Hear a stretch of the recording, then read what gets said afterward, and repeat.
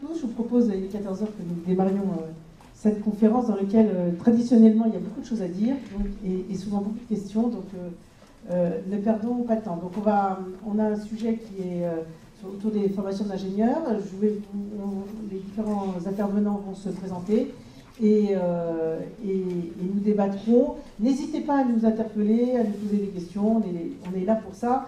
On va essayer de passer sur un certain nombre de sujets qui normalement vont résonner pour vous, mais n'hésitez pas à nous solliciter sur d'autres. Voilà. Alors les interlocuteurs, tant que j'ai le micro, je vais le garder, je vais le présenter. On m'a confié également, je suis à deux titres, j'ai ma casquette professionnelle, mais j'ai aussi l'animation de cette table ronde, donc je le ferai bien volonté avec mes deux casquettes.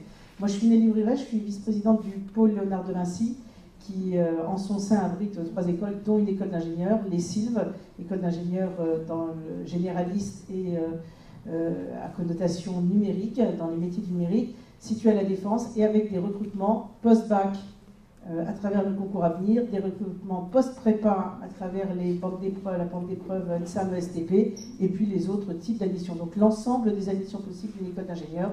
Voilà un petit peu, donc on connaît bien tous ces aspects-là. À ma gauche.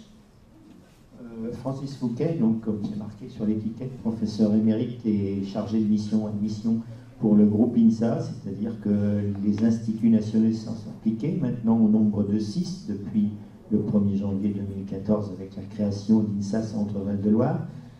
Voilà, donc je représente pour moi l'ensemble des INSA ici, et donc ce sont des écoles post-bac en 5 ans, et qui ouvrent sur un très très grand nombre de spécialités couvrant tous les secteurs industriels et maintenant au-delà à travers des spécialités comme le génie mathématique ou l'informatique, l'ingénierie financière pouvant être ouverte aux diplômés de nos écoles, du moins pour celles qui font ces spécialités-là. Je vais m'arrêter là pour le moment. Pour en savoir plus sur les INSA, vous allez sur le stand. Bonjour, Alexandre Ekia, je suis le délégué général du concours Avenir, qui est un concours commun à 6 grandes écoles que je vais citer, que sont, pour être sûr de ne pas en oublier toujours ma petite anticelle, vous savez, dans ces cas-là, le CE à Paris, l'EXI à La Rochelle, le ISTI, l'EPF, les Sylves et également les STACAR. Alors, 6 écoles réparties sur 10 campus distincts, pour certaines à Paris, région parisienne, d'autres en région, pour certaines plutôt généralistes, d'autres plutôt spécialisées, qui sont toutes majoritairement des écoles qui recrutent également après le bac et dans lesquelles vous ferez vos 5 ans pour obtenir votre diplôme d'ingénieur, et qui se sont, il y a 5 ans maintenant, regroupés autour de ce concours de sélection commun. C'est-à-dire que maintenant, pour que vous candidatiez à une ou à 10 de ces écoles, vous ne déposerez qu'un seul dossier, vous ne passerez qu'une seule série d'épreuves, et vous ne serez sélectionné que par l'intermédiaire de ce concours unique qui est commun à toutes ces écoles. Oui, bonjour, donc Bernard aussi, adjoint au directeur des études de l'ESEO. Donc l'ESEO est une école qui fait partie de la FESIC, et la FESIC est elle-même incluse dans le concours Puissance 11. Donc le concours Puissance 11 qui s'adresse aux élèves de terminale. Et il faut savoir que l'ensemble des écoles de la FESIC et l'ensemble des écoles de Puissance 11 recrutent également des élèves à Bac plus 2 et tout un tas d'admissions parallèles sur titre. Donc on aura probablement l'occasion d'y revenir tout à l'heure. Voilà, les choses sont dites. En tout cas, maintenant, nous nous sommes présentés. Vous savez qui nous sommes. Peut-être pour mieux nous orienter et que nous sachions maintenant qui vous êtes. Est-ce que vous pouvez lever la main, tous ceux qui sont en terminale S aujourd'hui? Première S? Un peu plus de première S. Voilà, ça nous permet un petit peu de voir. STI, dans la filière STI, première ou terminale? D'accord. Terminale, c'était terminale? Donc vous êtes, les modalités terminale STI vous intéressent. Déjà en prépa? Ouais. Et plutôt filière technologique, DUT ou licence? Seconde aussi, d'accord. Et bien un peu DUT. Ouais. Donc majoritairement on est première terminale, un S, un petit peu de STI et puis quelques personnes sur les émissions parallèles. Voilà. Alors, je vous propose justement donc, beaucoup première, terminale, et notamment pour des gens de première, un petit panorama peut-être d'un ingénieur. Une école d'ingénieur, c'est quoi? À partir de quand on peut se prétendre école d'ingénieur? Rapidement, mais pour ne fassiez pas d'erreur et que les choses soient claires. Et puis, peut-être un petit panorama des voies d'accès et du poids que chacune peut un petit peu représenter. Alexandre, tu y vas? Alors c'est pas simple parce que le temps est compté, on va essayer de faire court. Il faut d'abord que vous notiez une chose primordiale, c'est qu'on ne peut pas en France s'auto-proclamer ingénieur. Pour cela, vous devez sortir d'un établissement qui a été habilité par la CTI. CTI veut dire Commission des titres d'ingénieur. Cette CTI, c'est ni plus ni moins qu'un organisme indépendant qui audite, qui visite les écoles d'ingénieurs et qui les autorise à délivrer à ses diplômés un diplôme d'ingénieur. Donc dès que vous repérez un établissement qui semble vous séduire, j'allais dire que c'est quasiment la première question que vous avez à poser, c'est est-ce que vous avez cette fameuse habilitation CTI? Est-ce que si je sors de votre établissement, j'aurai vraiment le vrai diplôme d'ingénieur reconnu par l'État, etc. Cette habilitation CTI est donnée à chaque école pour un maximum de 6 ans. C'est-à-dire que ce n'est pas un label qui est donné à vie. Hein. On ne reçoit pas les gens de la CTI une fois et ensuite on est tranquille. Au mieux, c'est pour 6 ans. Et au bout de 6 ans, cet organisme repasse dans l'école pour réhabiliter l'école et ainsi de suite à chaque fois. Ce qui permet aux écoles de, j'allais dire, pas s'endormir sur leur laurier et de bien travailler à se mettre à jour dans leur pédagogie. Pas seulement d'ailleurs. Hein. La CTI regarde le nombre de professeurs par élève, les locaux, les aménagements, etc. etc. International, l'insertion. Exactement, tous les domaines qu'on risque d'aborder d'ailleurs aujourd'hui ensemble. Il faut que vous compreniez que pour obtenir le diplôme d'ingénieur en France, vous allez devoir faire, j'allais dire un minimum, en tout cas 5 ans d'études. Le diplôme d'ingénieur en France, c'est Bac plus 5. Et puisqu'on parlait tout à l'heure des voies d'admission, je peux vous expliquer les différents, très rapidement, parce qu'on les abordera, j'imagine, plus en détail avec vos questions tout à l'heure, mais les différents chemins pour aller jusqu'au drapeau d'amis, le drapeau d'amis à la fin qui est le diplôme d'ingénieur. Traditionnellement, il y avait 2 grandes voies que vous connaissez probablement, que sont les classes préparatoires et les écoles d'ingénieurs qui suivent derrière. Donc 2 ans de classe prépa, qu'on appelle aussi traditionnellement Maths Sup et Maths Spé. Donc on passe 2 ans, on se prépare à passer des concours, on passe une batterie de concours, on rentre ensuite dans une école d'ingénieur dans laquelle on passe 3 ans, 2 plus 3 égale 5. Et puis la deuxième voie aussi, qui d'ailleurs prend de plus en plus ses lettres de noblesse et qui se développe énormément depuis ces dernières années, sont des écoles dites post-bac dans lesquelles on rentre directement après le baccalauréat, et dans ces écoles dans lesquelles on passe 5 ans d'études, soit avec, parfois on appelle ça des écoles à prépa intégrée, parce que les 2 années de prépa sont intégrées et ensuite on fait 3 ans d'études, soit des écoles dites plutôt largement en 5 ans, parce que c'est pas forcément un schéma lié à des classes préparatoires, mais on vous accompagne jusqu'au diplôme en 5 ans directement.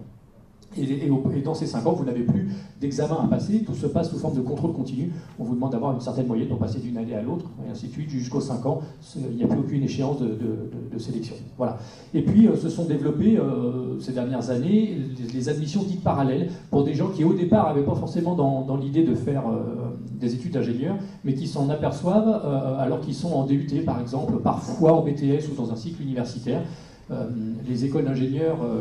j'allais dire, sont pas bêtes et se disent qu'il y a certainement des gens qui ont un bon potentiel là-dedans, on n'a pas de raison de leur fermer nos portes. Donc on ouvre les portes à ces gens qui ont commencé par faire des études courtes, par exemple au départ, qui ne se sentaient pas forcément partir pour 5 ans, qui avaient fait le choix d'études professionnalisantes et qui au bout de 2 années d'IUT, par exemple, nous disent finalement j'ai découvert un domaine qui m'intéresse et je me sens capable de continuer et de faire les 3 ans qui suivent. Donc là, les écoles d'ingénieurs ouvrent leurs portes, alors toutes pas de la même façon, hein, il faudra bien vous renseigner, mais vous pouvez effectivement, en passant par un système universitaire ou un IUT, éventuellement récupérer une école d'ingénieur. C'est souvent un petit peu plus difficile en sortant d'un BTS, même si des écoles en acceptent, ou alors en faisant ce que l'on appelle une spécialité. La voie est beaucoup plus étroite quand même, et le nombre de places est plus restreint. Voilà. Juste en un mot pour que vous compreniez bien l'importance de cette conférence, c'est que la majorité d'entre vous auront probablement dans 6 ans un métier qui n'existe pas encore. Je veux dire, il faut que vous compreniez que le métier d'ingénieur est quelque chose de formidable, mais qui est lié énormément à l'évolution de nos technologies, et que vous avez foncièrement intérêt à aimer les gens parce que vous allez travailler pour eux, vous allez travailler pour leur confort, vous allez travailler pour améliorer la vie de tout le monde. Vous voyez que si aujourd'hui vous arrivez à voir quelqu'un qui est à l'autre bout du monde et à lui parler sur l'écran de votre téléphone, c'est parce qu'il y a eu des ingénieurs. Si aujourd'hui un chirurgien arrive à opérer à Hong Kong un patient qui est allongé sur une table d'opération à New York, c'est parce qu'il y a eu des ingénieurs. Si on arrive à sauter de l'espace ou si des voitures se garent toutes seules maintenant, c'est parce qu'il y a eu des ingénieurs. Et tout ça, c'est parce qu'il y a des gens qui ont envie de travailler sur l'amélioration du quotidien, tout en gardant l'aspect sociétal des choses et en faisant en sorte qu'améliorer le quotidien, c'est aussi ne pas détruire ce qui existe déjà en termes d'environnement, par exemple. Voilà, alors je vais juste rester sur les écoles d'ingénieurs. Deux petites choses à savoir. Une école qui n'a pas l'accréditation de la CTI utilise en principe le mot ingénierie et non ingénieur. Donc vous pouvez un petit peu regarder, s'ils le font correctement, ils n'ont pas le droit d'utiliser école d'ingénieur, donc ils disent école d'ingénierie. Donc c'est une façon quand même pour vous y repérer. Ne vous fiez pas à, non pas que ça n'ait pas de valeur, mais simplement c'est pas une diplôme d'ingénieur, ce qu'on appelle le niveau 1 ou la reconnaissance par l'État niveau 1, ça ne veut pas dire ingénieur, donc c'est vraiment la commission d'éthique d'ingénieur qui compte. Et puis pour tout ce qui est des grands portails, c'est-à-dire les grands concours, alors on parle d'admission post-bac, toutes les écoles qui figurent en tant qu'école d'ingénieur dans l'admission post-bac sont des écoles d'ingénieurs. Il n'y a aucun risque pour vous. Idem dans les concours maths spé, post-prépa, ce sont tous des écoles d'ingénieurs. En gros, il y en a 200 en France aujourd'hui, et dont plus de 80 avec des cursus en 5 ans post-bac. Voilà, sur la réalité du secteur. Alors maintenant qu'on a un petit peu dressé les voies d'accès, mais peut-être quand même pour mettre les choses en place, peut-être c'est plus simple pour les parents, peut-être moins pour les jeunes. Un ingénieur, c'est quoi? Qu'est-ce qu'il fait? Et surtout, quelles sont ses perspectives d'emploi dans un monde où aujourd'hui il se passe beaucoup de choses? Peut-être Bernard?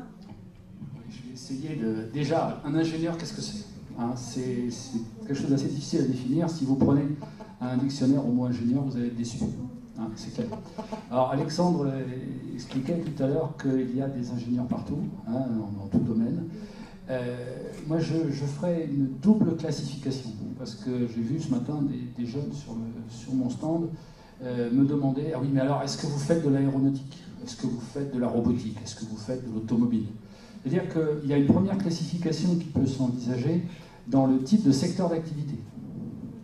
C'est très très large, et on imagine à peine que, par exemple, dans un avion, il va y avoir de la mécanique, il va y avoir des matériaux, il va y avoir de l'électronique embarquée, de l'informatique embarquée, il va y avoir énormément de choses.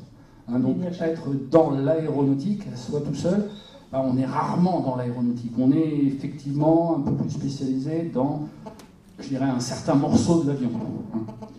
Ça, c'est une première dénomination. Puis après, il y a une deuxième dénomination qui est presque, je dirais, orthogonale, qui est le type de fonction que l'on va occuper.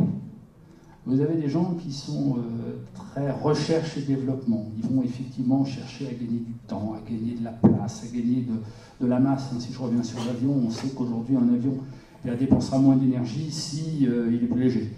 Bon, on va vraiment affiner les choses.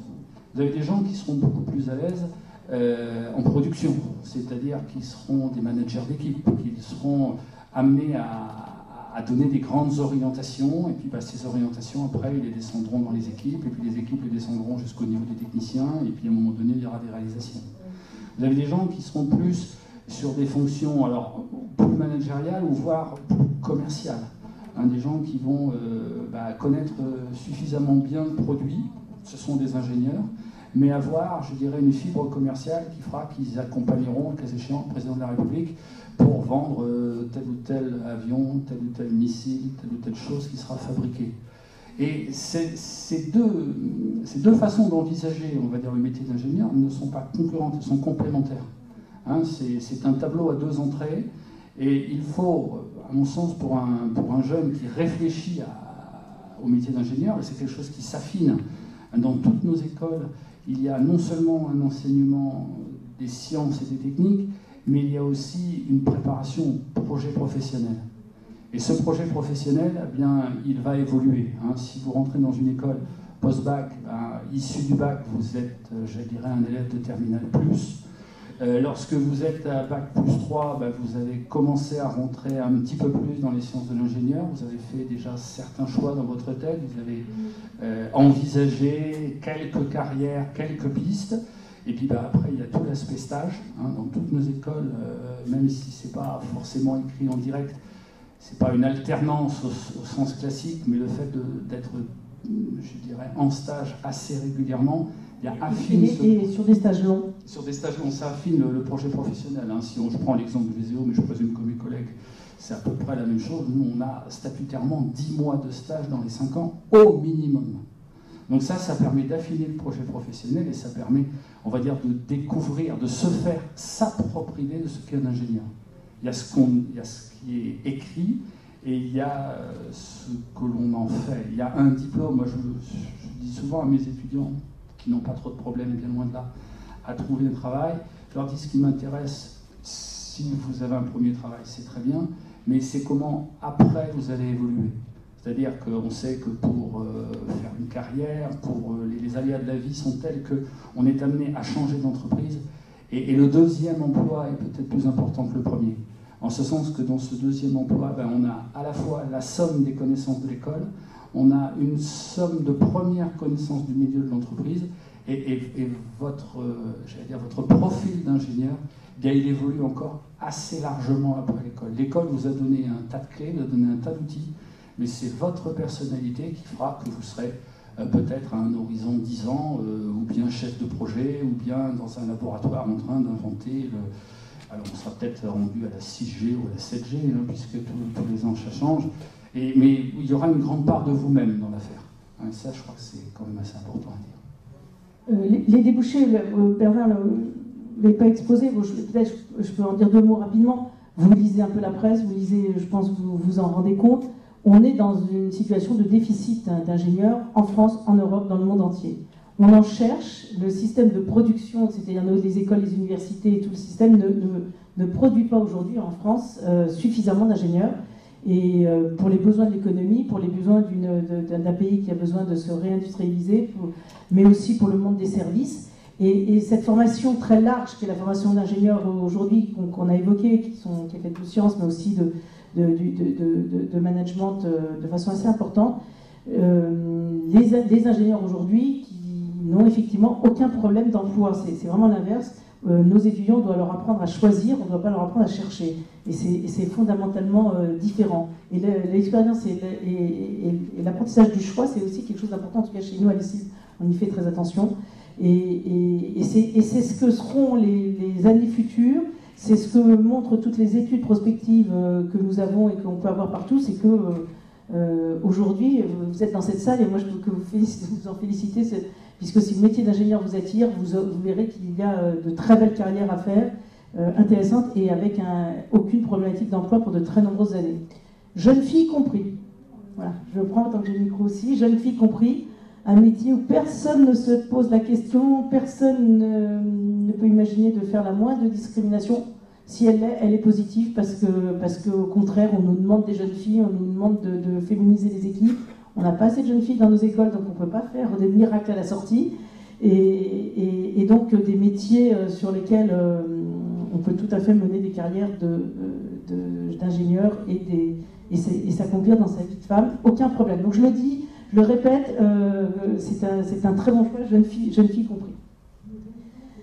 Sujet suivant qu'on aime bien évoquer, et là je pense qu'on va répondre aussi à une question que vous avez parfois dans vos têtes. Moi, je suis en première, je suis en terminale. Le métier d'ingénieur, d'ailleurs, avec ce qu'ils viennent de me dire, ça me conforte dans mon choix. Mais alors, je ne sais pas du tout comment y aller. Est-ce que je fais une école post-bac? Est-ce que c'est mieux de faire une prépa? Quels sont les avantages ou pas de l'un ou de l'autre? C'est vraiment une question, on sait que vous avez souvent en tête. Francis, vous vous lancez un peu sur le sujet? C'est un sujet très difficile. Déjà, j'ai vu qu'il y avait pas mal de premières. Dire que pour intégrer, que ce soit une classe préparatoire aux grandes écoles, que ce soit une école post-bac, vos résultats de première vont être pris en compte. Bon, alors peut-être que selon les écoles, ce sera l'intégralité ou seulement certaines matières, mais les résultats de première sont quelque chose qui est pris en compte. Voilà. Alors maintenant, pourquoi choisir une classe préparatoire aux grandes écoles ou plutôt une école post-bac? Bon, voilà, ça va dépendre un peu de chacun. Bon, si vous êtes... Alors après, en général, je dis la chose suivante. Donc la classe préparatoire aux grandes écoles, vous avez le choix entre, en première année, Mathsup, même MPSI, PCSI, PTSI, je vais en oublier. Et puis après, au niveau de la deuxième année, eh ben, vous avez MP, alors après il y a les classes MP, MP étoile, PC, PC étoile, PSI, PSI étoile, PT, PT étoile, etc. Fait des classes de niveau, etc. en visant plus ou moins telle grande école ou telle école d'ingénieur ou telle autre école d'ingénieur.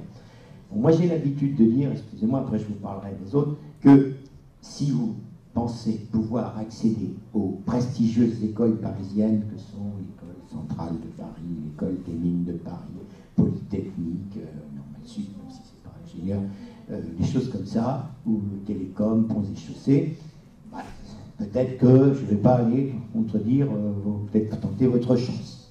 Maintenant, si vous visez une autre école d'ingénieurs, quelle qu'elle soit, même dans le réseau des écoles des mines, des écoles centrales, etc., il y a lieu de vraiment se poser la question entre faire une classe prépa et intégrer une école, soit à prépa intégrée. Alors, il en existe, je reviens sur quelque chose qui a été dit, les écoles à prépa intégrée. Moi, je suis de Lyon, j'ai l'habitude de citer mes voisins, que sont CPE et que sont les CAM. Donc, qui sont vraiment des prépas intégrés, c'est-à-dire qu'ils suivent pendant 2 ans des programmes qui sont les programmes des classes prépa intégrées pour CPE Lyon, les Chartreux, pour les CAM, les Maristes ou autres. Mais ce sont, pendant 2 ans, ils suivent vraiment des classes de prépa.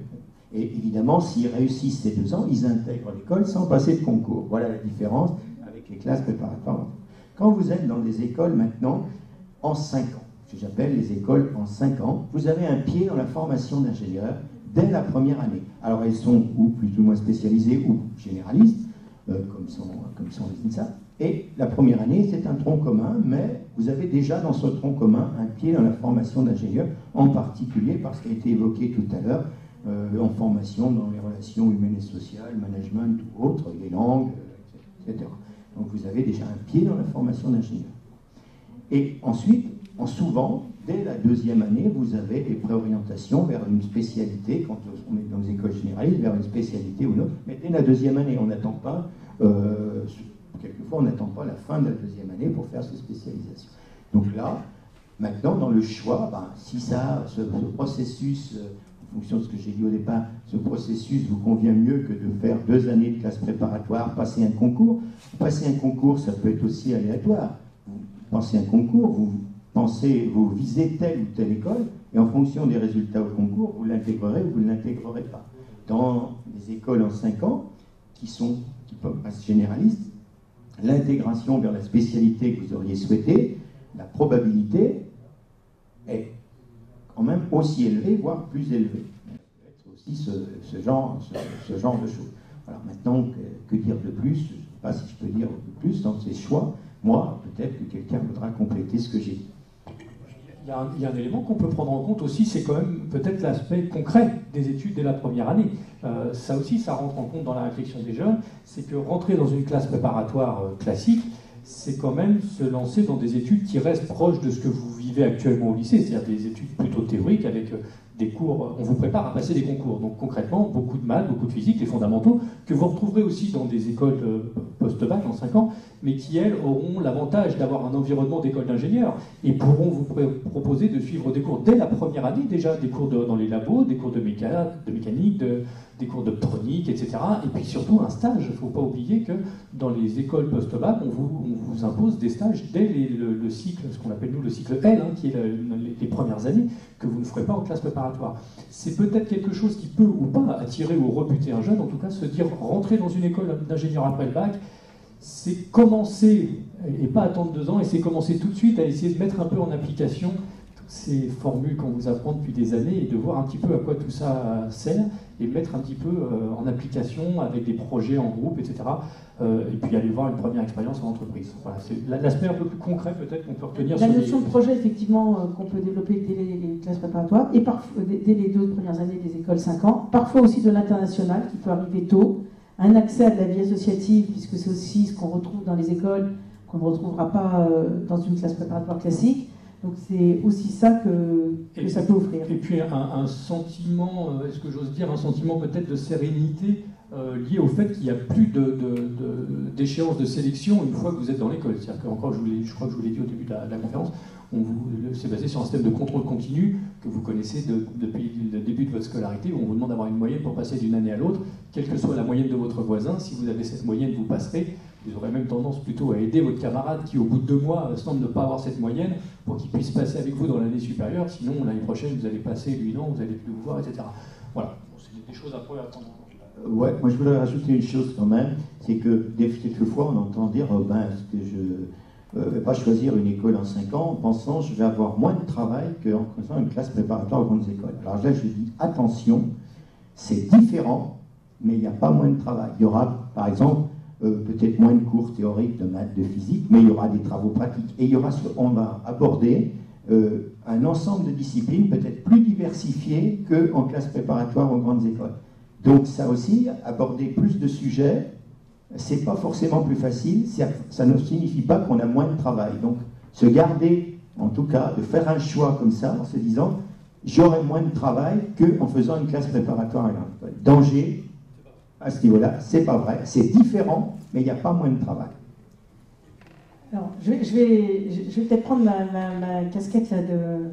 Enfin, non, j'ai toujours défendu les classes prépa, j'ai toujours travaillé dans des écoles post-bac, mais je défendrai toujours aussi le modèle prépa, parce que je pense qu'il faut aussi dire que c'est un modèle qui permet vraiment aussi à des jeunes de se structurer, d'apprendre des méthodes de travail, d'apprendre une rapidité, d'apprendre la façon d'approfondir des choses qui servent toute une vie et qui sont aussi fondamentales. Les jeunes qui sont passés par les classes prépa ne regrettent en principe jamais leur parcours, je veux aussi que ça se sache. Et que c'est une autre voie, c'est des questions à se poser là où vous êtes en ce moment, première terminale, comment j'ai envie d'y aller. Vous avez raison, on travaille beaucoup dans nos écoles post-bac aussi. C'est plus un problème d'équilibre. Moi, j'utilise plus souvent tu vois, qu'elle dit serein. Moi, je parle souvent d'équilibre. C'est un équilibre. C'est vrai qu'un jeune qui, par exemple, pratique un sport peut plus facilement continuer dans une école post-bac parce qu'il va pouvoir organiser son temps différemment. Du sport, de la musique, enfin, voilà, des activités. On est plus dans la notion d'équilibre. On y travaille beaucoup et on y va, on va de façon plus linéaire vers le diplôme. Maintenant, je pense qu'il faut vraiment se poser les questions, que vous posiez vos questions, vous les jeunes, accompagnés de vos parents qui doivent aussi vous aider peut-être à vous questionner. C'est aller en prépa, c'est aussi, et c'est la façon dont tu le décris, Alexandre, c'est aussi être un compétiteur, c'est aussi être capable d'accepter ce jeu, de l'entraînement intensif et pour être bon le jour J. C'est un mode de fonctionnement, on a des sportifs de haut niveau d'ailleurs. Néanmoins, c'est pas pour autant qu'on travaille toujours seul et l'entraînement peut être collectif, même si c'est la performance individuelle qui jouera un jour. Il faut aussi voir un petit peu vers quoi on veut aller. Un jeune, parfois, enfin, très franchement, nous rencontrons des jeunes qui se disent, soit parce qu'il y a un poids familial, soit parce qu'ils se disent, mais moi, j'ai l'impression que si je ne tente pas, je ne saurai jamais ce que j'ai pu faire, je ne sais pas ce que je valais, je vais peut-être décevoir. Donc, même si vous pensez... faut peut-être essayer quand on en a envie, il faut savoir qu'il y a des voies d'accès de retour possibles derrière. Mais à l'inverse, j'ai envie de dire aux parents, si vous sentez que votre enfant, il a envie, que ces écoles post-bac l'intéressent, que ce type de pédagogie les intéresse, qu'ils ont un coup de cœur pour une école, que vous trouvez bien, qu'ils ont envie plutôt d'aller vers ça dans vos études, même si vous aviez en tête autre chose, laissez-les exprimer aussi ces choix-là qui peuvent être fondamentaux et qui, à un moment, un étudiant motivé peut aller bien plus loin. Vous pouvez découvrir votre enfant chaque année dans nos écoles. On a des parents qui nous disent mais on n'a plus le même parce qu'il est tellement bien là. Donc écoutez aussi cette petite musique-là qui souvent veut dire quelque chose et pas forcément le schéma peut-être plus ancien que vous pouviez avoir. Je pense que dans les deux sens, il faut avoir cette écoute-là. Moi, j'utiliserais bien aussi le mot découverte, parce qu'il ne faut pas oublier qu'on a devant nous des jeunes dont je pense la majorité, au moins dans cette salle, n'ont pas trop idée de ce qu'ils veulent faire. C'est un peu l'inconnu. Alors déjà, le métier d'ingénieur, on l'a vu, hein, parce que même pour nous, c'est déjà pas simple de vous expliquer ce qu'est le métier d'ingénieur, vu les différentes fonctions et l'ouverture que ça peut avoir.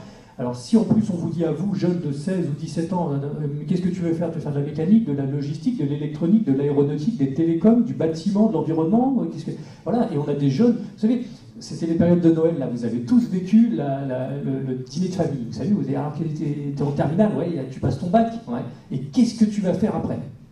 La question que vous avez eue au dîner de famille, qu'est-ce que tu fais l'année prochaine? Et vous avez l'impression que si vous dites, je ne sais pas, on va vous regarder avec des grands yeux, alors que c'est normal que vous ne sachiez pas, parce qu'on n'a jamais pris le temps de vous donner les billes pour faire ce choix-là. D'accord? Donc ces jeunes-là, ce qui les intéresse aussi aujourd'hui, c'est qu'on prenne le temps, en tout cas pour ceux qui n'ont pas idée, heureusement, il y a certainement dans la salle des élèves qui ont, des jeunes qui ont une idée plutôt précise de ce qu'ils veulent faire, mais ceux pour qui ce n'est pas le cas, qui se disent, j'ai pas envie qu'on m'assène de questions et qu'on me demande ce que je veux faire parce que je ne saurais pas répondre.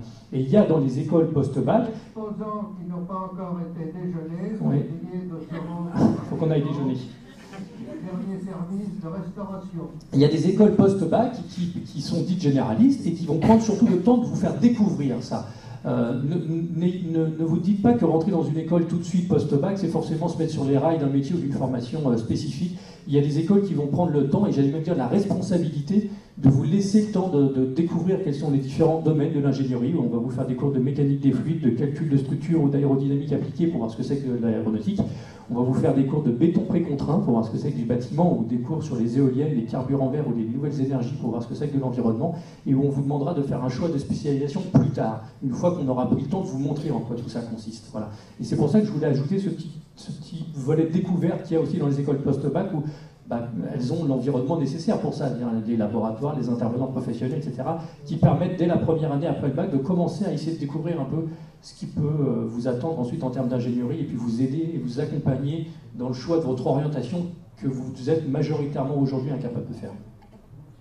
Ok, merci, j'espère que là-dessus on a été un peu clair. Je vous propose qu'on passe un peu à peut-être plus de la cuisine, mais c'est important, elle est importante à ce jour, sur peut-être les concours, les modalités, le portail APB.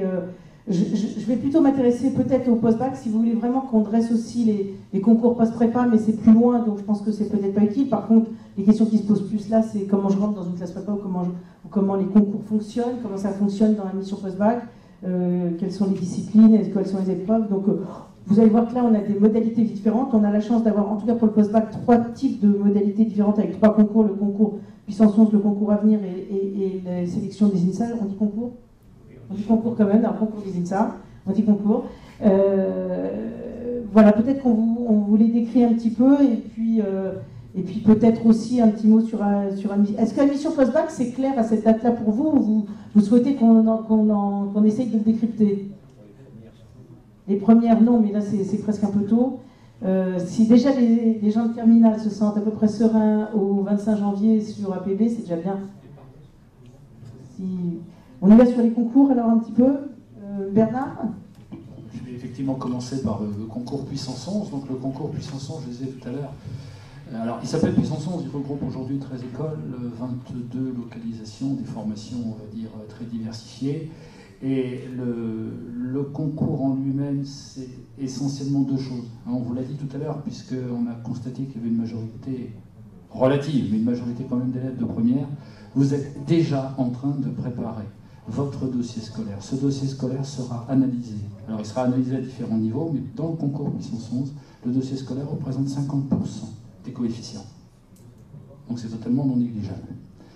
Et le format des épreuves, il y a une journée d'épreuves donc en classe de terminale, c'est un format de type QCM dans lequel il y a des maths, de la physique et de la chimie.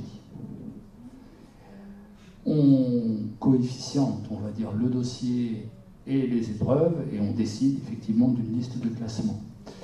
La nouveauté de l'année, pour ceux qui se seraient intéressés, on va dire, au concours Puissance 11 déjà l'année dernière, c'est que nous mettons en place un système de grands classés. C'est-à-dire que les meilleurs dossiers peuvent être dispensés des épreuves écrites, selon des modalités pour l'instant qui sont encore en définition, mais bon, c'est, je dirais, reconnaître la qualité du travail régulier. Le concours Puissance 11, dans sa généralité, hors ces grands classés, mesure 2 choses. D'une part, la régularité du travail, je dirais, c'est le dossier scolaire pendant, on va dire, 1 an et demi, puisque typiquement le dossier nous arrive courant avril, donc on n'aura pas, par exemple, le dernier bulletin de la classe de terminale, mais aussi la capacité à réagir en temps limité sur des épreuves limitées. Ces épreuves, il ne faut pas en avoir peur. Ce sont des épreuves qui font, je dirais, une mesure de compétence. Ce ne sont pas des épreuves de concours pour piéger les élèves. Typiquement, je pense aux élèves de terminale, si vous êtes déjà allé sur le site du concours Puissance 11, vous avez en ligne, je dirais, les épreuves des années antérieures. Alors, avec ce petit bémol, vous savez que les programmes première et terminale ont changé il y a peu de temps, donc il y a des questions qui ne sont plus tout à fait d'actualité, mais ça permet quand même, je dirais, aux lycéens de se rendre compte du type de questions posées, de se rendre compte également, je dirais, du format particulier des QCM. Vous n'êtes pas forcément, je m'adresse aux jeunes ici, habitués à travailler sous forme de QCM. Il n'y a pas de piège, mais il faut quand même faire attention. Je dirais, une réponse peut sembler séduisante, et puis en lisant la suivante, on se dit, tiens, mais ce serait peut-être plutôt celle-là qui serait plus sympathique. Enfin bon, c'est un exercice un petit peu particulier qu'il faut préparer, mais je dirais, un élève de terminale régulier, bon élève en classe de terminale, ne peut pas, je ne vais pas dire ne doit pas, mais ne peut pas être piégé par le concours.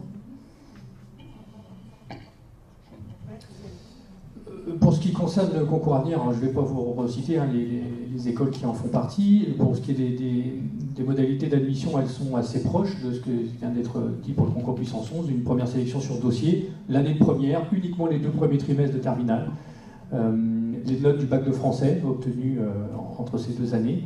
Et nous allons, nous, de notre côté, regarder exclusivement les notes de maths, de physique et d'anglais. Et on va, pour baser notre première note de dossier, comparer la note du candidat par rapport à la moyenne de sa classe, tout simplement parce qu'un 12 en maths pris de façon isolée comme ça ne veut pas dire grand-chose. Si la moyenne de la classe est à 14, c'est pas terrible. Si la moyenne de la classe est à 8, ça nous intéresse beaucoup plus. Voilà. Ensuite, tout cela nous donne une note à votre dossier qui est pondérée par évidemment d'éventuels redoublements, par rapport à l'avis favorable de poursuite d'études de votre chef d'établissement, par rapport à votre spécialité, même si vous faites maths, physique, etc. Et aussi par rapport à votre lycée de provenance. Voilà, on a, pour ce qui est du concours à venir, une base qui nous est propre, où on a classé tous les lycées de France et de Navarre sur une note de 1 à 5, pour être complètement transparent avec vous. 5 étant un très bon lycée, et puis 1 étant un moins très bon lycée. Et en fonction de votre lycée d'appartenance, ça peut pondérer, évidemment, hein, ça ne vous fait pas devenir un très bon dossier si vous voyez des moyens, mais voilà, ça pondère légèrement. Tout cela donne une note à votre dossier et on classe tous nos candidats. Alors l'année dernière, un peu plus de 6000 candidats au concours à venir, donc du 1er au 6e, on n'a pas le droit aux ex-aequo, donc on les classe les uns après les autres. Et on détermine également ce que l'on appelle, nous, des grands classés. Alors pour le coup, là chez nous, ça existe depuis 5 ans, ces grands classés, donc ça c'est plus du tout en définition, on sait clairement de quoi on parle. Pour être gland, on nous demande souvent quel est le niveau pour être déclaré grand classé. Chez nous, pour essayer de vous répondre, ce sont des gens qui en moyenne ont au moins 2 points de plus que la moyenne de leur classe en maths, en physique, en anglais, sur les 5 trimestres dont on vient de parler, hein, les 3 premières et les 2 terminales, et qui ont généralement plutôt des points d'avance au bac de français. Voilà, vous imaginez qu'ils sont vraiment les meilleurs. Quand on fait des études a posteriori sur nos candidats, on s'aperçoit que ceux qu'on avait déclarés grand classés, nous, au mois d'avril, lorsqu'ils passent le bac, ce sont généralement des candidats qui ont la mention bien ou très bien. Voilà. Tous les autres candidats sont convoqués à des épreuves écrites, on n'élimine personne, même le plus mauvais dossier passe les épreuves écrites. Donc les épreuves écrites, pour le concours à venir, c'est une tradition, lieu tous les ans le 8 mai, c'est un jour férié, mais au moins vous êtes disponibles, et les salles et les surveillants aussi. Une épreuve de maths, une épreuve de physique, et nous en plus vous avez une épreuve d'anglais, et une épreuve que l'on a appelée CER, qui veut dire compréhension, expression, raisonnement, qui, il faut bien le dire, est entre guillemets assez proche d'une épreuve de français, avec un peu de compréhension de texte, avec quand même quelques questions de logique, et puis aussi depuis 2 ans maintenant, quelques questions de grammaire et d'orthographe. Voilà. Les élèves qui passent les épreuves écrites sont reclassés entre eux, hein. Certains vont réussir, d'autres un peu moins ces épreuves. Si nous avions déclaré 300 grands classés, hein, je vous donne un chiffre vraiment complètement au hasard, le meilleur candidat à avoir réussi les épreuves écrites, celui qui a 20 sur 20 partout, ne pourra dans notre classement définitif jamais être mieux classé que 301e. D'accord ? Les voies des grands classés sont impénétrables. Voilà. Et on a à la fin notre classement définitif. De la même façon, aucun piège dans nos épreuves. La seule difficulté, si on vous l'a dit, si on doit en trouver une, c'est que toutes ces épreuves vont également chez nous lieu sous forme de QCM, et que maîtriser un QCM, alors avec en maths et en physique des questions qui ne sont pas instinctives, hein, c'est-à-dire que vous devez quand même vous faire sur un brouillon que l'on vous fournit votre développé, et puis j'allais dire prier pour que ce que vous trouvez soit une des 4 réponses qu'on vous propose, hein, sinon c'est pas bon signe. En revanche, en anglais et en CER, les réponses là plutôt sont plutôt instinctives, c'est-à-dire que vous avez des phrases à trous, vous avez un trou, vous avez des 4 mots, et vous êtes normalement capable immédiatement de trouver le mot manquant. Voilà, des coefficients adaptés à chacune de ces épreuves. Pour s'y préparer, les annales en ligne. Des points négatifs. Pardon ? Des points négatifs. Pardon, des points négatifs. Mais ça, c'est le problème du QCM, et c'est d'ailleurs l'entraînement qui sera nécessaire pour cela. C'est des points positifs en cas de bonne réponse, et éviter les stratégies hasardeuses, parce qu'évidemment, les points des mauvaises réponses sont pénalisés de retrait de points. Comment bien se préparer à ces épreuves? Alors, une précision quand même. Je vous ai dit que les épreuves avaient lieu le 8 mai, et beaucoup de candidats nous disent « mais moi, le 8 mai, j'aurais pas fini le programme de terminale ». Et on a une réponse toute bien adaptée à cela, c'est qu'en maths et en physique, les candidats ont 60 questions et ne doivent en traiter que 45 au choix. C'est-à-dire que chaque candidat peut librement, et vraiment à son choix, laisser de côté 15 questions. Si le candidat répond bon à 45 questions, il a 20 sur 20. Ce qui va donner lieu à j'allais presque dire, un sujet par candidat. C'est-à-dire qu'on individualise complètement son sujet. On se dit, bah, moi, ce côté-là, je ne l'ai pas fait, mon prof ne l'a pas abordé. Et comme tous les profs n'abordent pas forcément le programme par le même bout de la lorgnette, et ben, certains vont avoir abordé de certains domaines et d'autres pas. Chaque candidat peut laisser de côté 45 questions, 15 questions, pardon. Attention, et répondre à 45 questions et avoir 20 sur 20. Et le meilleur moyen de s'y préparer, c'est un peu traditionnel, les annales mis en ligne. Nous avons, nous aussi, en plus, quelque chose d'un petit peu original qui est une plateforme d'entraînement en ligne où vous pouvez cochez les bonnes réponses directement sur Internet, et puis à la fin, vous avez votre note qui apparaît, ça vous donne un ordre d'idée, même si ce n'est pas les conditions du réel. Et quelque chose qui vient d'être mis en place cette année, que sont des journées de préparation au concours à venir, où là, on vous accueille, et pendant une journée, vous êtes encadré par des professeurs ou des intervenants, dont certains d'ailleurs font partie du comité de conception des sujets, donc ils connaissent bien leur environnement, et ces gens-là, pendant une semaine, vous donnent d'abord des questions, un petit peu des conseils de méthodologie sur comment on remplit bien une grille de QCM, comment on gère son temps, est-ce qu'il faut avoir cette stratégie hasardeuse quand on hésite, etc. Et puis qui repasse avec vous un petit peu en détail des questions qui ont pu poser problème, par exemple, aux candidats des années précédentes en fonction de nos statistiques. Voilà, et à la fin, on a notre classement définitif à comparer avec votre classement à vous, que vous aurez fait sur APV, mais ça, je pense qu'on y reviendra. Les INSA. Donc les INSA, changement de méthode par rapport aux années précédentes, suite à la suppression de la dérogation d'admettre les candidats à partir des résultats du bac. Donc cette année, c'est fini. Donc on essaie de mettre au point un nouveau système de sélection de nos candidats. Voilà, donc j'étais peut-être un peu plus long que ce que j'étais d'habitude. Allez-y, ça nous fait tellement plaisir. Ça nous fait, nous, aux autres concours, tellement plaisir que vous n'ayez plus. Voilà, nous, je vous le dis franchement, on le regrette, mais fortement, on était arrivé à un système qu'on estimait optimal, et puis bon, c'est pas possible. Donc, le concours, on appelle ça concours quand même. Pourquoi? Parce que nous, on ne va pas faire passer l'épreuve. Mais on appelle ça concours puisqu'on a beaucoup plus de candidats que de places. On classe nos candidats en partant du dossier et à partir de cette année, en tenant compte du lycée de Provenance, ce qu'on ne faisait pas jusqu'à présent. Voilà, donc, mais c'est un concours. Dans ce sens, c'est un concours. Mais c'est un concours sur dossier. Alors, comment va-t-on pratiquer? D'abord, je voudrais rappeler que Groupe INSA, quand vous candidatez aux ensembles des écoles du Groupe INSA, qui comportent les 6 INSA et 3 écoles partenaires, ça veut dire que ce sont 9 écoles qui font cause commune, qui on va faire un seul classement pour l'ensemble des candidats sur ces 9 écoles. Ça compte un vœu d'école d'ingénieur dans l'admission post-bac. Mais je précise que toute école du groupe qu'on souhaiterait intégrer doit apparaître dans les listes de vœux que vous faites ensuite quand vous classez vos vœux. C'est les écoles qu'il faut classer. On ne classe pas Groupe INSA, on classe les écoles du Groupe INSA. On a pu en mettre 1, 2, 3, 4, jusqu'à 9.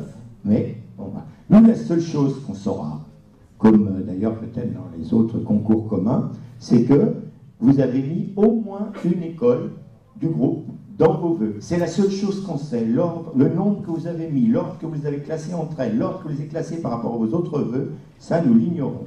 Donc qu'est-ce que nous faisons? Nous faisons un classement, nous envoyons ce classement, un classement de nos admissibles, parce qu'on ne va pas déclarer admissible l'ensemble de nos candidats, hein.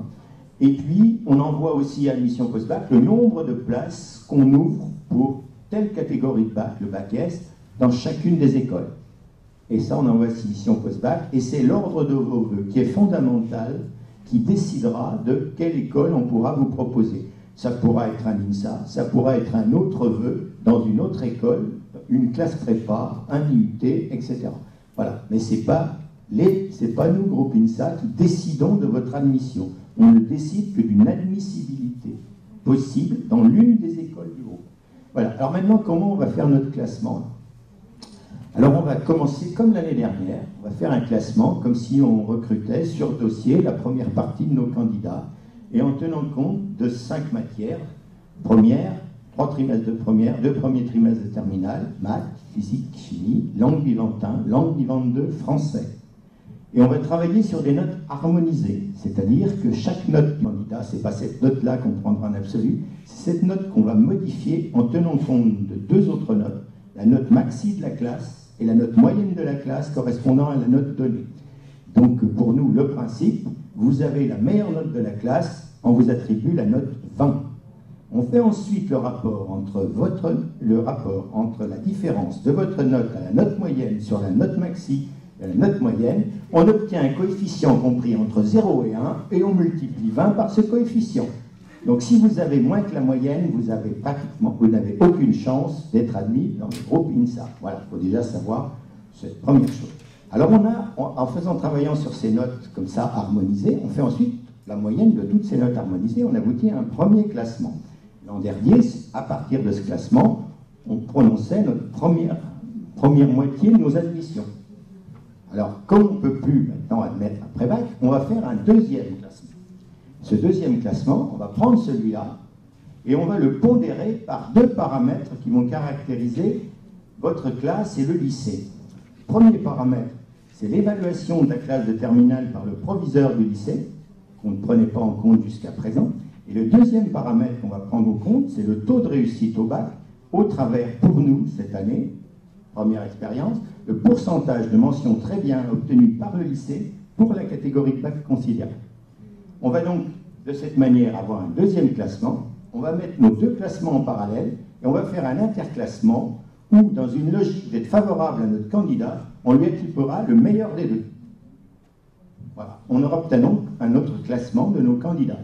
On a environ 2000 places ouvertes pour l'ensemble des écoles. Disons que, ça c'est pas contractuel ce que je vais vous dire, mais on est sur la base de 3 candidats admissibles pour une place, c'est-à-dire de l'ordre de 6 à 7 000 candidats classés et admissibles. Voilà. Une dernière chose, on va convoquer à un entretien les 2500 premiers classés. J'ai bien dit les 2500 premiers classés. On veut voir les meilleurs dans nos écoles, mais on les invite à venir. Le but de cet entretien n'est pas du tout sélectif, éliminatoire, etc. Le but, c'est de mieux se faire connaître de nos candidats les mieux classés et mieux les connaître également. Donc ça va. Est-ce que vous me permettez d'être polémique? S'il n'est pas fait pour classer, il est fait pour faire de la retard? Il est fait pour On appelle un entretien retard? Il est fait pour modifier, de brasser le classement des 2500 premiers. Ah, vous reclassez quand même. Bien sûr, enfin quand même, on ne va pas se laisser piéger comme ça.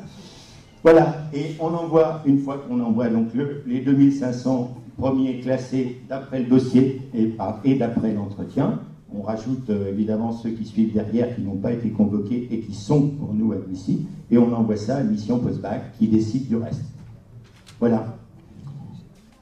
C'est comme les impôts en fait, c'est compliqué, on attend de voir ce qui tombe et puis une précision quand même. Il y a une info qui vous a été donnée et que j'espère que vous avez réussi à prendre au passage. Votre dossier d'évaluation pour l'année prochaine, quelle que soit la formation où vous allez postuler, prendra en compte votre année de première et vos 2 premiers trimestres de terminale. Ça veut dire que, 1, je m'adresse aux terminales qui sont dans la classe, l'année scolaire, elle ne se termine pas dans 6 mois, elle se termine dans 2 mois. Dans 2 mois, les dés sont joués. Inutile de... Enfin, j'allais vous dire, c'est pas la peine d'avoir un bon 3e de trimestre de terminale. Personne ne le verra. Bien sûr, vous comprenez que ce que je dis là, il faut le prendre avec des pincettes. Je ne vous parle que de modalités de sélection. Mais si on parle vraiment de modalités de sélection, si vous avez un mauvais 3e de trimestre de terminale, c'est pas grave. C'est pas grave. Personne ne le verra. Et je m'adresse à... Non, vous avez compris, hein, encore une fois, hein, que je ne parle que de sélection. D'accord? Sélection aujourd'hui en entrée post-bac. Voilà. Et pour tout ce que vous ferez plus tard, votre bac et le niveau de bac que vous aurez sera regardé par n'importe qui dans la suite. L'information est presque plus importante à prendre en compte quand on est en première et ils sont presque majoritaires dans la salle. Si vous êtes habituellement ces élèves diesel, vous savez, qui font un premier trimestre un peu poussif, on va dire, et qui ont un bon 2e et puis un très bon 3e et qui viennent nous voir en disant, vous avez vu, hein, j'ai une belle progression. Et bien l'année prochaine, alors faut pas inverser la tendance, mais partez fort en tout cas. C'est ça que je veux vous dire. Partez. Là voilà, là il y a des parents qui mettent des coups. T'as vu, il le dit. Il faut partir fort dès l'année prochaine en terminale. Ne vous dites pas au mois de septembre à la rentrée, allez ça va, l'année de terminale elle va commencer tranquillou. Surtout pas. Vous l'avez compris. Les 2 premiers trimestres de terminale, vous devez partir tête baissée dès la rentrée de terminale l'année prochaine. Voilà, fallait bien le préciser. Quoi. Voilà, je pense que c'est un point important. Alors, quand Francis dit APB fera le reste, alors APB fait le reste, effectivement, c'est-à-dire que c'est par le portail APB que vous obtenez vos résultats d'entrée dans les établissements ou autres, mais c'est pas magique, hein. APB, c'est pas un hasard, c'est un système qui fonctionne très bien, c'est un système qui vous permet à vous, candidats, d'avoir votre meilleur choix possible et qui nous permet à nous, établissements, d'avoir nos meilleurs élèves possibles. Donc, le système fonctionne bien, c'est vraiment, comme on vous l'a dit, 2 systèmes parallèles. Vous allez classer des établissements, c'est même pas que des écoles, parce que vous avez une seule liste de vœux dans laquelle vous allez mélanger des écoles, des prépas, des licences, des IUT, tout ce que vous avez envie, ceux sur où vous voulez postuler. Et puis, vous allez mélanger tout ça dans votre liste de vœux, triés, hiérarchisés, pour lequel nous ne la connaîtrons jamais. Et parallèlement, nous allons vous classer en fonction de vos résultats, qu'on a pu, selon des modalités différentes, sans qu'on connaisse vos vœux. Donc tout ça est vraiment totalement étanche. Et c'est à un moment, à partir au mois de juin, où le système APB va effectivement appairer tout ça à partir d'un vaste logiciel qui prend en compte le nombre de places qu'a un établissement, le rang que vous avez dans la liste de classement de cet établissement et les autres candidats qui auront mis le même établissement et le rang qu'ils auront eu et la place dans leur vœu. Voilà, ça prend simplement ces critères-là et à partir de ça, le système affecte à chacun son meilleur choix possible. Donc c'est comme ça que fonctionne ce système. Et effectivement, tout ça se fera avant le bac. Alors, il y a eu une modification encore cette année sur APB au niveau du planning. Le planning va être un petit peu reculé par rapport à ce qu'il était les années précédentes, pour ceux qui auraient déjà connu APB. Je n'ai pas complètement en tête la date, mais aujourd'hui, là, c'est le premier résultat que vous aurez, ça va être le 23 juin, c'est-à-dire après vos épreuves écrites de bac. Avant, vous aviez votre résultat avant de démarrer vos épreuves de bac, maintenant vous aurez votre résultat après vos épreuves écrites de bac. C'était cette volonté d'APB que ça se passe après. Donc, premier appel, ça c'est pour le premier appel. Puisqu'en fait, les résultats, on vous les donne en 3 phases, avec 3 possibilités. Si jamais des places se sont libérées dans un établissement, vous pouvez remonter dans des listes. Le premier, donc le 23, la deuxième, c'est le 23 juin. Ensuite, c'est le 4 juillet. Le 4 juillet, c'est une date qui va être importante pour vous, parce que c'est date de résultat du bac. Et ça sera aussi deuxième tour du processus APB. Et le troisième tour, c'est le 14 juillet. Ça n'a pas bougé, c'est toujours le même jour. C'est le 14 juillet, vous voyez, jour férié, mais 14 juillet pour le troisième tour. Juste une information de base, je suis sûr qu'il va y avoir des questions sur APB, mais une information de base, et je m'adresse principalement aux parents dans la salle, dont je fais partie. À notre époque, quand on postulait à 5 formations, on déposait 5 dossiers, on avait 5 réponses. 3 positives, 2 négatives. Et une fois que l'on avait nos 3 réponses positives, on se disait, maintenant que je sais qui veut de moi, je vais pouvoir faire mon choix parmi les 3 qui veulent de moi. En cela, APB a révolutionné le système de sélection. C'est-à-dire qu'aujourd'hui, vous devez, on vous le dit depuis tout à l'heure, établir une liste de vœux et le système ne vous attribuera qu'un seul vœu, qu'une seule proposition, la mieux placée, celle à laquelle vous avez accès. D'accord ? Le système APB va regarder votre vœu 1, ils veulent pas de vous, votre vœu 2, ils veulent pas de vous, votre vœu 3, ah, ils veulent de vous. Mademoiselle, monsieur, aujourd'hui, le 23 juin, le mieux que je puisse vous proposer, c'est votre vœu numéro 3. Et je ne vous attribue que cela. Avant même que vous ayez eu le temps de répondre à cette proposition, tous les vœux que vous aurez classés en dessous vous deviennent définitivement inaccessibles. Vous ne pourrez plus jamais y avoir accès.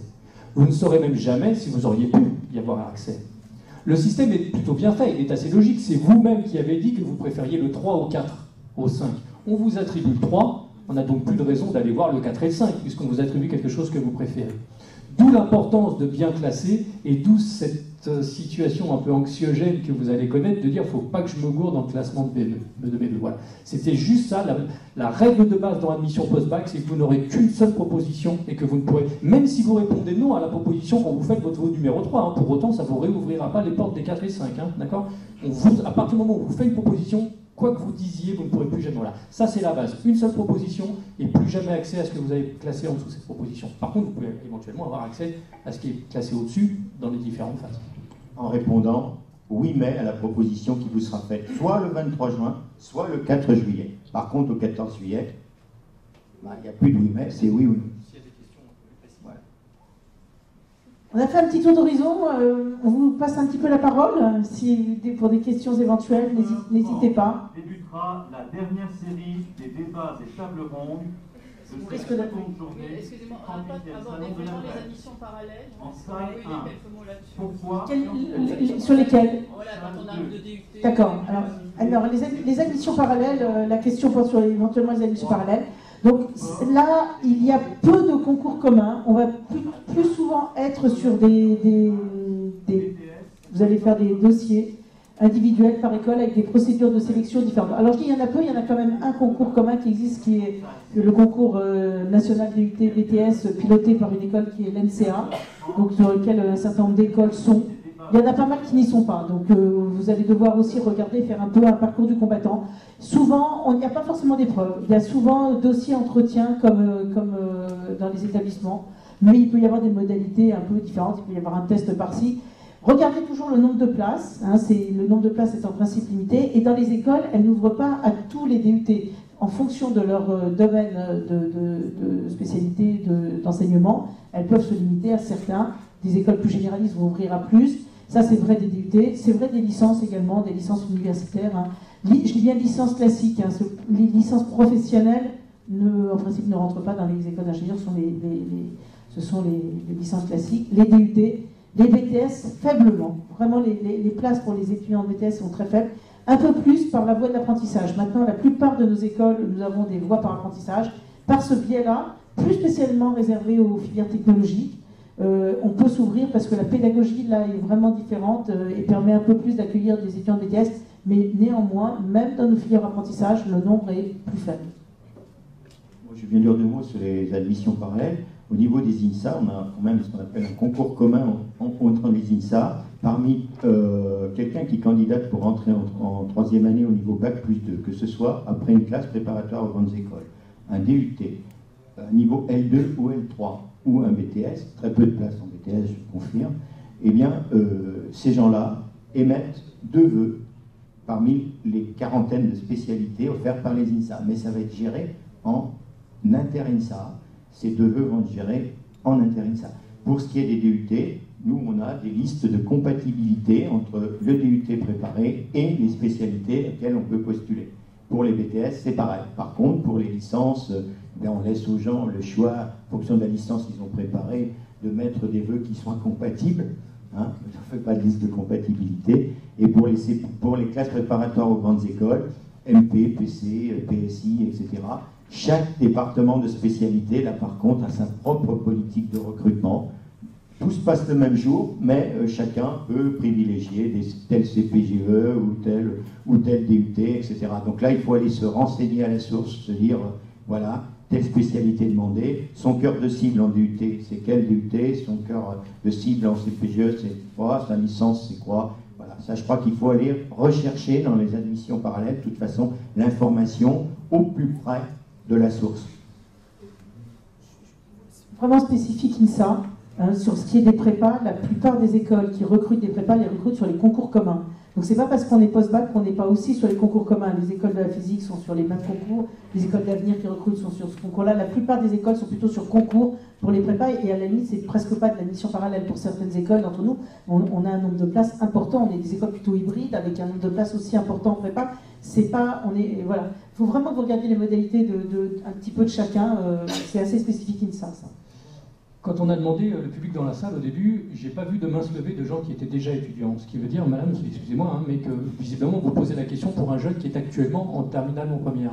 Qui est en terminale et qui n'ose pas aborder l'école d'ingénieur, parce que c'est un élève moyen, donc il envisage. Voilà, alors merci de me tendre la perche. C'est bien ce que j'imaginais. Les admissions parallèles, il faut faire attention. C'est-à-dire qu'on vous l'a dit, traditionnellement, pour aller jusqu'au drapeau à damier qui est le diplôme d'ingénieur, il y avait 2 voies principales, les prépas et les écoles post-bac. Et que de plus en plus de jeunes se tournent. Alors, il y a deux profils. Il y a des jeunes qui se tournent vers les études professionnalisantes courtes parce qu'ils ne se sentent pas d'aller dans les études longues et qui, une fois qu'ils sont à l'intérieur ou à la fin de ces 2 années, se disent finalement, j'ai fait quelque chose de vachement intéressant, je ne m'y attendais pas et j'ai envie de continuer.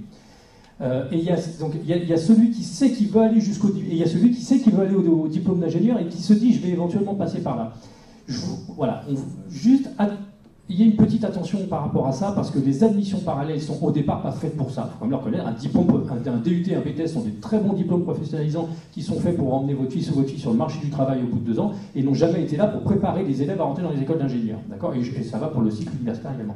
Donc faites attention à ça parce qu'en fonction des écoles, la porte s'en trouve plus ou moins, d'accord ? Et quand on vous dit qu'après un DUT, vous pouvez récupérer une école d'ingénieur, la réponse est oui, mais attention, il y a des écoles où le flux va être de 5 ou 10 par an, d'autres où il va être plus important, mais ne venez pas voir une école au bout de 2 ans de DUT en disant « Moi, on m'a dit qu'après mon DUT, je pourrais rentrer », et cette école va vous dire « Ah ouais, oui, mais moi, il fallait venir me voir avant parce que moi, j'en prends que 5, par exemple, d'accord ?» Voilà. Donc, voilà, se rendre compte, une fois qu'on est dans un cursus court ou à la fac, que finalement on n'avait pas imaginé être ingénieur et qu'on change d'avis, Dieu merci, on a tous le droit de le faire. Si vous savez dès maintenant que vous souhaitez aller au diplôme d'ingénieur, réfléchissez bien à cette stratégie qui, alors, tiens, pas de langue de bois, il peut y en avoir une autre de stratégie, c'est les coûts de formation. Parce qu'une bonne partie des écoles d'ingénieurs pas toutes, bien heureusement aussi, mais une bonne partie des écoles privées, donc payantes, et qu'il peut y avoir cette stratégie, j'allais dire financière, qui est de dire je vais faire déjà 2 années d'études, entre guillemets gratuites, on va les appeler comme ça, sur des cursus courts ou dans un cycle universitaire, et ensuite j'aurai plus que, entre guillemets, 3 années d'ingénieur à payer. Je veux bien à la limite entendre, mais stratégiquement, voilà, notre rôle aujourd'hui, il est surtout de vous apporter une information objective, et je veux que vous vous souveniez, si dans 2 ans, je ne vous souhaite évidemment pas, votre fils passe par un DUT et que par la suite il ne peut pas continuer parce qu'il n'a pas été suffisamment bon DUT, que vous ne veniez pas nous dire, moi à la conf de la DREP le 24 janvier 2014, on m'avait dit qu'il y a fait un DUT que je pourrais récupérer. Il pourra continuer, pas forcément dans l'école de son choix. Enfin, peut-être pas dans l'école que vous auriez espéré pour lui. Parce qu'il y a des écoles qui ouvrent quand même assez largement. Et ce problème, mais madame, vous n'imaginez pas, comme je suis sûr que vous en représentez un paquet, hein, là, en disant le nombre de jeunes qui se sous-estiment en se disant oh, une école d'ingénieur, voilà. Sauf que vous avez tout un tas d'écoles d'ingénieurs qui peuvent correspondre au profil de votre garçon, je peux comprendre que c'est un garçon, peu importe. Et vous n'imaginez pas le nombre de jeunes qui se révèlent en école d'ingénieur tout simplement parce que j'allais presque dire, pour la première fois de leur vie, ils font quelque chose qui les intéresse et qui sort de l'aspect théorique du lycée qui n'est pas toujours très attrayant pour une partie d'entre eux. Et dès qu'ils rentrent dans une école d'ingénieur, on vous en a parlé tout à l'heure, et qu'ils commencent à avoir des cours un peu concrets, des stages, d'AMECA, des flux, de la chimie, tout ce que vous voulez, et ils commencent à se dire ouais, et on est tous pareils, eux dans leurs études, comme vous ou moi dans notre métier, quand on fait quelque chose qui nous plaît, bah, ça passe mieux. Une autre question? Ah, madame.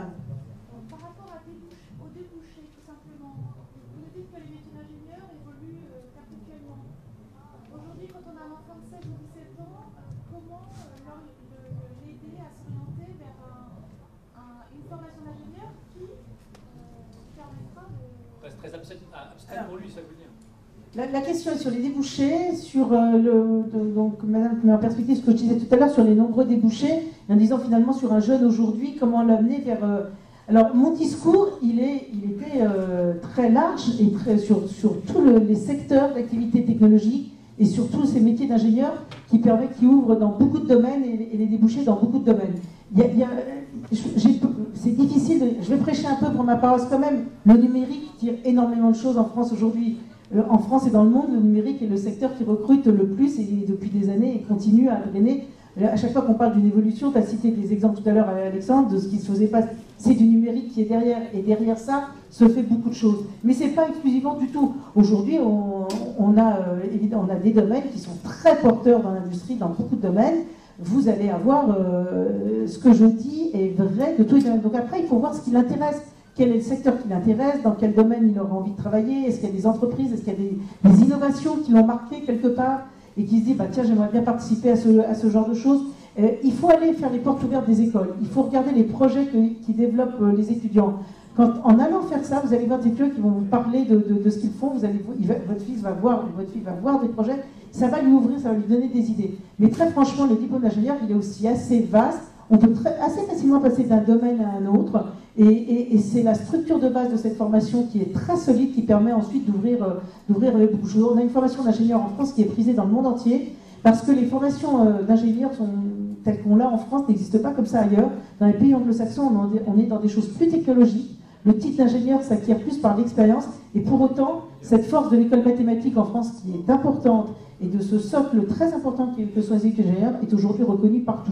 Donc, il faut voir un secteur qui l'intéresse. Il y a quand même beaucoup de domaines d'écoles généralistes, donc vous pouvez aussi à travers ça trouver des voies.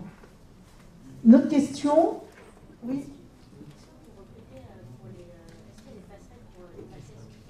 Alors, la question, je reformule parce que vous n'avez pas entendu derrière. Est-ce qu'il y a des passerelles pour les étudiants qui sont en PACES? PACES étant les études de santé. Je vais peut-être répondre et puis on complétera. Alors, ou me contredire sur ce que je vais dire. Un étudiant qui est en PACES et en fin d'année de PACES, première année ou deuxième année, donc là je me projette au mois de juin, la plupart des écoles, on ne va pas être sous forme de passerelle, vous allez devoir recandidater pour entrer en première année dans les écoles. Le programme de PACES aujourd'hui, par rapport aux écoles d'ingénieurs, est assez peu compatible, notamment en mathématiques et en physique. Même s'ils sont des études scientifiques de haut niveau, on a un programme où on a du mal à appairer. On ne peut pas dire qu'un étudiant qui est en PACES, qui est en fin de PACES, même avec 2 fois, peut rentrer en deuxième année directement. Il y a très peu d'écoles qui font ça, quelques-unes, mais pas beaucoup. Après, a priori, on va dire que quand on fait les choses correctement, on fait pas ça parce que ça ne peut pas tellement fonctionner. Ça ne vous empêche pas donc, de postuler en rentrant en première année dans les écoles. Selon les cas de figure, vous repostulez à travers APB ou le concours en question, ou parfois, parce que je prends le cas du concours Avenir, nous on recrute sur le concours Avenir les gens qui vont passer leur bac cette année ou qui l'ont passé l'année d'avant. Si vous étiez en deuxième année de passesse et donc votre bac serait 2 ans, on ne passe pas avec le concours Avenir, donc c'est une entrée immédiate, enfin c'est école par école qu'il faudrait vous adresser. Je prends le cas du concours Avenir, on verra sur Puissançon.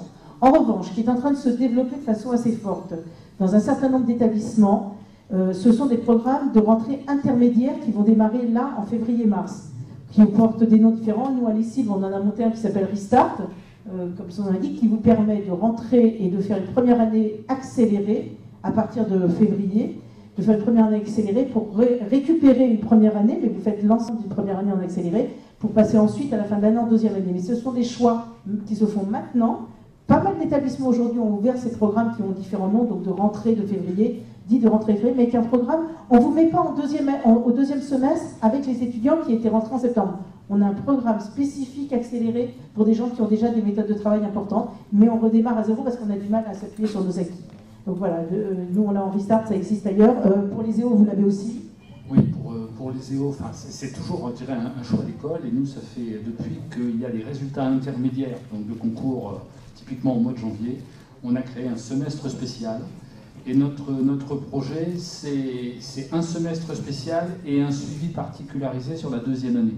C'est-à-dire qu'on a un objectif, puisque nous sommes plutôt sur un format de classe préparatoire intégrée.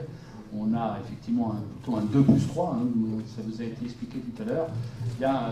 C'est un semestre, je dirais, très spécial et un suivi particulier dans la deuxième année. Donc c'est en fait 3 semestres pour pouvoir valablement intégrer la partie cycle ingénieur de l'école. Mais ça réussit.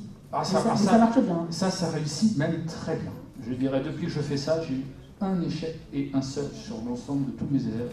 Parce que généralement, je dirais, les étudiants de PACES ils ressentent un échec, hein, et ils ont une rage de combattre. Et effectivement, on peut se poser, on peut s'inquiéter, on peut se dire comment va-t-on faire. J'allais dire 2 semestres en un. Ils y arrivent très bien, parce qu'en termes de méthodologie de travail et en termes d'envie de faire les choses, vous êtes un peu sublimé là-dessus et ça marche très très bien. Donc, on a plus de chances d'avoir un diplôme d'ingénieur en passant par l'UNIT. Comment? C'est sur dossier. Là, ce sont des recrutements de dossiers nous, on fait dossier entretien. À l'ESEO, vous faites quoi? Pareil. Dossier. Très souvent entretien. Voilà. Ça peut être un entretien. J'avais vu une main plus loin. Oui, madame.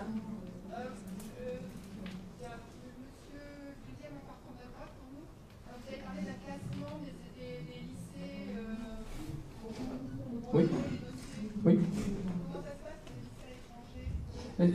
Des lycées français à l'étranger, de la même façon, c'est le pourcentage de. Alors, je ne suis pas rentré autant dans le détail, mais on ne se lève pas un matin pour donner une note à un lycée. Hein. La note du lycée, elle est très, très claire. Elle est basée sur le pourcentage de réussite au bac de ce lycée dans la série concernée en moyenne sur les 3 dernières années. Et ces résultats-là sont accessibles sur le site du ministère. Ah non, le classement dont je vous parle est un classement propre au concours Avenir, mais on note, nous, ces lycées, par rapport à ce que je viens de vous dire, le pourcentage de réussite au bac de chacun des lycées dans la série concernée, en l'occurrence S ou STI, en fonction du candidat, en moyenne sur les 3 dernières années. Donc si vous prenez d'un lycée qui, en moyenne, sur les 3 dernières années, présente, entre guillemets, un taux de réussite au bac de la série S de 99% de réussite, ce lycée sera classé 5, si c'est 94, ce sera 4, etc. J'en profite juste. Allez-y. Vous avez dit que dans les écoles d'ingénieurs à prépa intégrée, il y avait des spécialités. Si on commence dans une prépa intégrée et qu'on veut changer ensuite, est-ce qu'on est limité aux écoles qui ont les mêmes spécialités? Comme c'est un trou commun, on a accès à toutes les écoles. Alors, quand on rentre dans une école, la plupart du temps, c'est pour y poursuivre l'étude dans cette école. Et très franchement, il y a très très peu d'étudiants, en principe, quand ils rentrent dans une école, ils s'y plaisent, ils s'y plaisent, ils n'ont qu'une envie, c'est de continuer, ils y développent un réseau de camarades, ils se passionnent pour ce qu'ils y font, il y a peu d'étudiants qui passent, qui ont envie de partir. Néanmoins, ça peut arriver. Ça peut arriver, et là, on n'est pas dans un système de passerelle. Dans nos écoles, on valide chaque année, on délivre des crédits, ce qu'on appelle les ICTS, c'est-à-dire les crédits européens, qui valident les années. De la même façon que si vous étiez à la faculté où on délivre pour valider une année des crédits, nos écoles, nous délivrons également des crédits. Ces crédits, vous pouvez les faire valoir ailleurs. C'est toujours l'établissement dans lequel vous avez postulé qui a la responsabilité de dire « oui, je considère que ces crédits valent quelque chose chez moi et donc ça a du sens, je valide et je peux ouvrir une porte » ou non, soit parce que je ne reconnais pas l'établissement comme je penserais devoir le reconnaître, soit parce que les spécialités ne sont pas les miennes. Donc ça se passera toujours. Mais vous aurez quand même à votre crédit, c'est le cas de dire, vous pourrez montrer, voilà, j'ai réussi une année, on m'a validé tant de crédits qui ont de la valeur. Ça se fait vraiment au cas par cas. Ça se fait vraiment au cas par cas. Mais la logique est que c'est pas tellement lié à l'école, c'est quel parcours vous avez fait, quelles sont aujourd'hui vos compétences, qu'est-ce que vous avez envie de faire. Par contre, quand vous voulez changer d'établissement, en principe, tous les établissements vont réellement se poser la question avec vous de pourquoi veut-il le faire, est-ce qu'il est vraiment sûr de son choix. Faut pas zapper, hein, faut pas que vous deviniez un zappeur et qu'après vous recommenciez un an après. Donc on essaie de vous aider à bien faire les choses. Ça peut arriver, on a pu se tromper, on regardera sereinement et simplement est-ce que vous avez les prérequis du nouvel établissement. Mais c'est au cas par cas.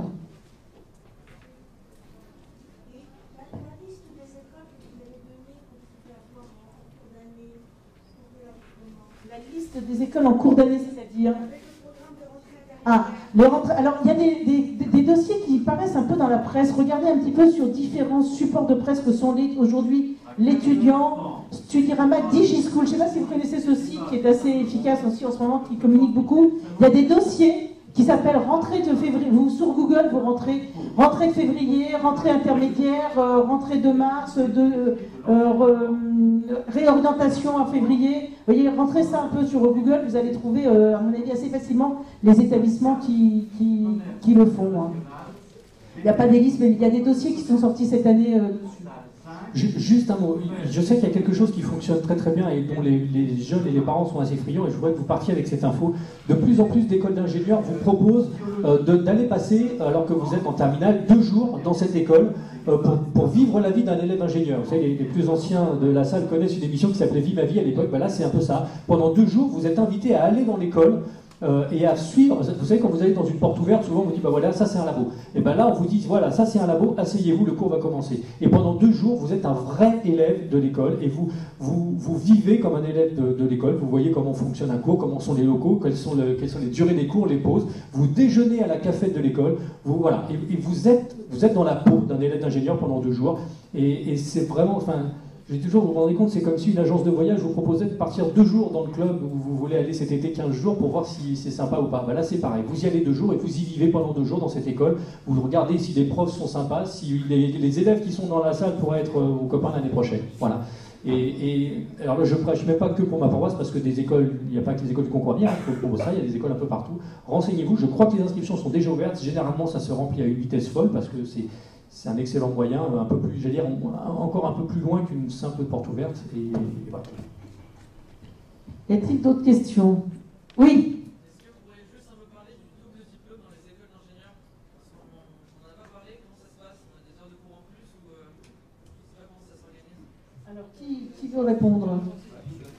Je crois que non, double diplôme avec l'international? Non, ce que je voulais dire, c'est par exemple diplôme architecte, diplôme ingénieur. Ah ben forcément, non, là, double diplôme ingénieur-architecte par exemple, ça nécessite des années en plus, quoi. Si vous voulez, d'abord il faut être en général présélectionné pour pouvoir faire ce double cursus, savoir si on juge que vous avez les moyens de suivre ce double cursus, c'est des heures en plus, oui, c'est des heures en plus, et sur une durée, vous rallongez, par exemple ingénieur-architecte, il faut 7 ans, 5 plus 2, quoi. Hein, ça c'est clair, ingénieur-architecte, pour avoir les 2 diplômes, ingénieur-architecte, il faut au minimum 7 ans. Et si on veut avoir la maîtrise d'ouvrage derrière, eh bien il faut une 8e année. Voilà.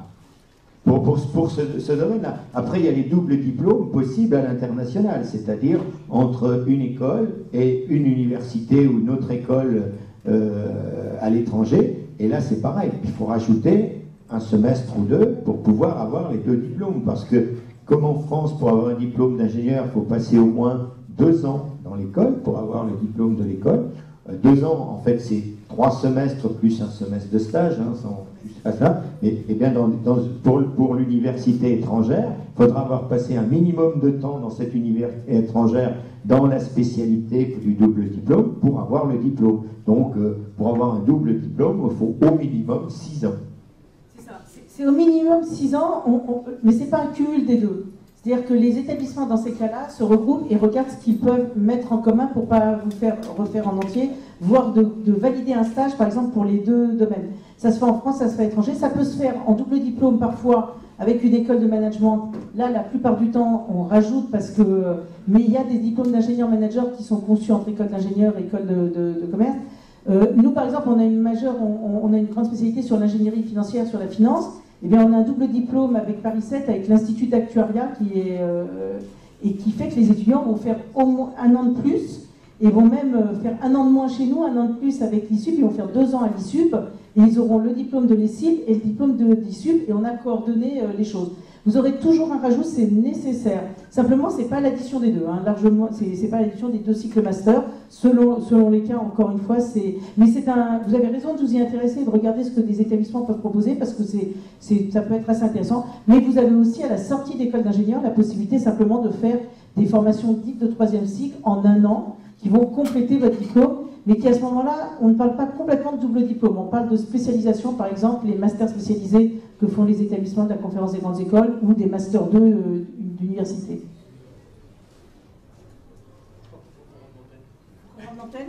Bon, j'espère qu'on a à peu près répondu à vos questions, à vos attentes, clairement, et puis bon courage à vous pour la suite, votre orientation, et retrouver les écoles sur les stands, elles sont là pour ça.